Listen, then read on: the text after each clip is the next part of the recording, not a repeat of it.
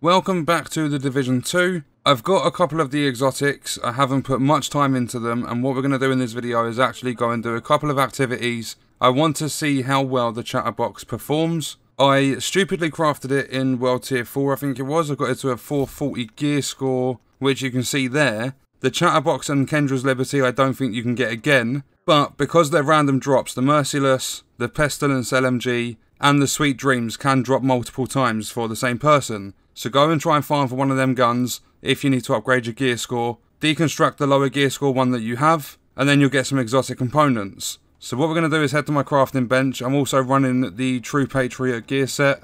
So if we go into here, go to weapons, and we go down to the Chatterbox upgrade gear score. You will notice on the right hand side it's greyed out. The Chatterbox, apparently I don't have it. That's because I have the gun equipped. A lot of people have been struggling with that. So if we quickly unequip it, put the UMP on. So you can see I don't have it equipped, but it's in my inventory. Now if we go back into the crafting station, go down to the upgrade gear score, we can now craft it. So 500 gear score is not going to put the damage up much. Minimum of 600 increase, maximum of like 3000. But we're going to whack it up to 500 gear score, because I'm World Tier 5, that's the highest it can be. Okay, so we now have a 500 gear score Chatterbox, 13.5k damage, 700 RPM, 60 rounds, all the standard talents and mods and everything on the gun. So what we're going to do is take down this territory control, which is just over the road. This is actually where one of the hunters spawns, across the road from the demolition site control point. We'll try and take this down, see what happens, and then we'll go for the level 2 demolition site. And I'm just going to use the Chatterbox, because I want to see if this gun is actually worthy of using as a primary weapon.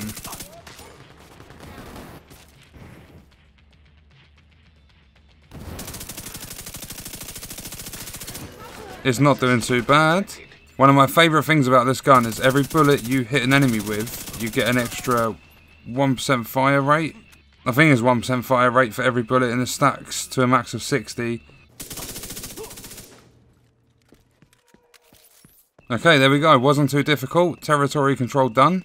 Right, let's see how the Chatterbox does in a level 2 control point. The only problem with this SMG is obviously range. It's the same for any SMG, but I'm going to stick to it. I'm not changing weapon. I did not see you there.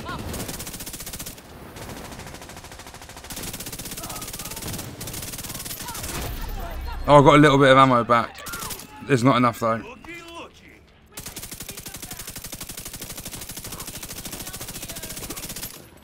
No! Oh, we're both reloading! Ow, that hurt. There's only going to be one big problem with this SMG, and that is for Tidal Basin, you are not going to be able to run this efficiently, just because it's got big, like large open areas, and it's an SMG, so range is really bad, as you can see. So I come over here and they all push the other side. Come on, go down. Nice. Another enemy right down there. You can see the amount of crits I'm getting as well.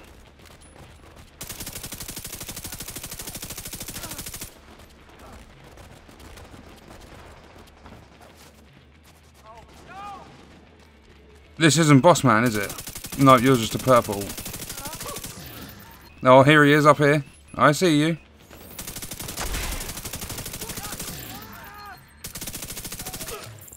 Did I just get... Oh, got a card. The 10 of clubs.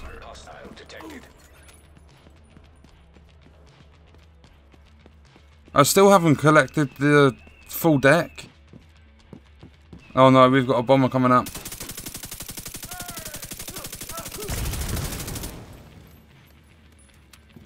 Okay, no worries with the bomber. They're chucking mollies and everything. It's fairly accurate. Oh, the leader's dead. That means I've got to call the allies in again. Don't come closer to me. I'm dead. I'm dead. I'm dead. So glad my hive got me back up. And I've got my drone now. Thank you. Right, we captured it. I thought we had to call the allies in again. And then...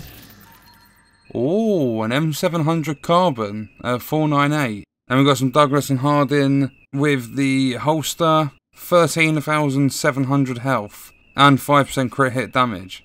So, after taking down the territory control and a level 2 control point, I would like to say that this Chatterbox is a pretty decent gun. I've never really used it before. It took me a while to get the parts to upgrade the gear score so that it was up to par with World Tier 5. But as long as you're not in a stronghold where there's big open areas, where there's a lot of close quarter combat, you're going to do good with this gun. So a lot of missions like the Grand Washington Hotel, that's got some confined spaces. It's got a couple of big rooms, but it's got a lot of confined spaces too. Pretty much all the missions have. Just the strongholds are more of the bigger open areas and stuff. So I wouldn't recommend taking this into a stronghold. But it's a good gun overall. I like having it as a secondary as well as a primary just because of the holstered buff of getting a kill, reloading, and getting the improved fire rate.